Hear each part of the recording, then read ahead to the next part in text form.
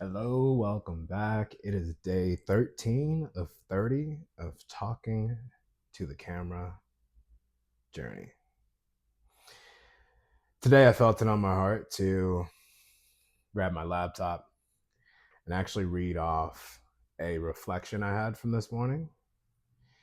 A reflection that came to me middle of the night. You know those moments, maybe you've had it before, maybe not, where you have something on your heart when you go to bed, expecting a calm, peaceful night's sleep without any interruptions, but something wakes you up and gets you wanting to just automatically just start journaling or voice memoing something just to make sure you don't lose the essence of the idea. Well, that's what happened to me, except in my case, instead of journaling, I voice noted. I didn't want to turn on too many lights in the house. So this one came to me in the concept of conformity.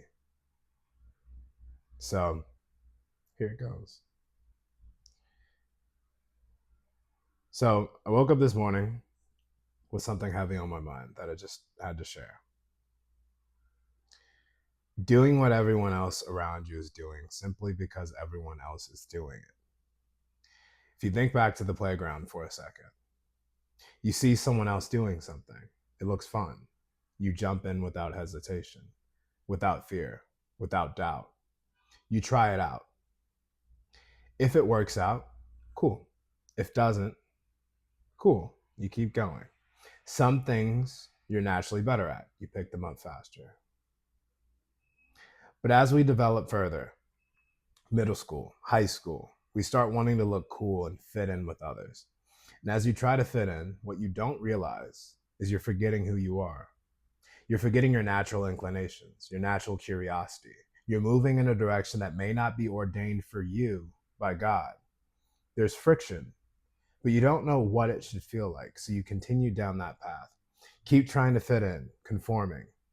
Everyone else is doing a certain thing. You have no idea why they're doing it, but you're doing it anyway. Blind leading the blind. As we get older, go to school, graduate, get a degree, climb the ladder, live a happy life, buy a house, get married, have kids, mortgage, nice car, consumerism. But you're not happy. There's a gap in your life. You're unfulfilled. So you buy more things to fill that gap, make more money. That'll solve it, right? Next thing you know, you're getting older and you realize, wait a second, what have I been doing with my life? Midlife crisis kicks in: depression, anxiety, comparison, keeping up with the Joneses. All along the way, you gave up your individualism. You gave up what made you unique. You forgot about your curiosities, your talents, and you neglected them until your youthfulness and energy waned away. Next thing you know, you're on your deathbed with regrets. I will not live that way. Conformity feels cool in the moment, but what I've realized is that's actually the least cool thing you can do. Remembering who you are and really knowing yourself is a superpower. Knowing who you are and knowing God is a must to live a life filled with vibrance. So instead of conformity, pause and ask yourself, why do you believe the things you do? What are you drawn towards?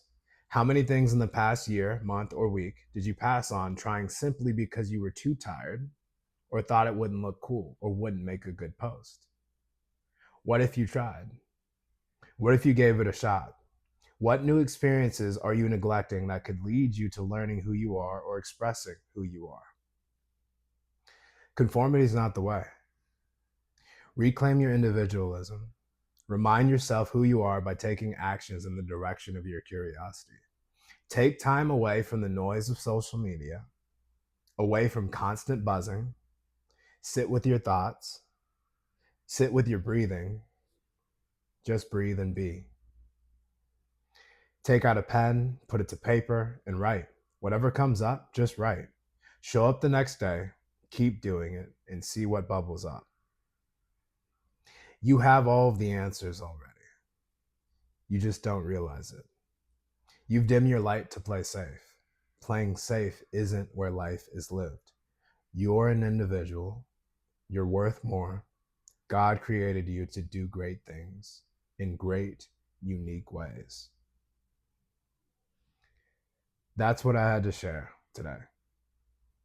This was more so a reflection of a reminder to myself of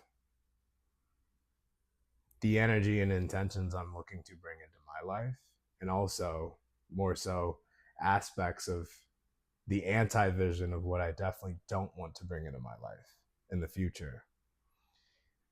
If that resonated with you, then hopefully it spurs you into action towards something you might have been putting off, or a thought that maybe you put to the side thinking you'd get back to it one day. Maybe it reminds you of that. And if so, then that's a beautiful thing. And I hope you stick with it and take some type of action towards that.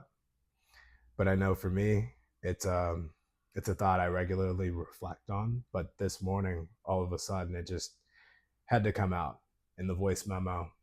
I definitely cleaned it up a bit in terms of how it was stated. I know I was yawning a bit in that voice note when it was actually being recorded, but yeah, it was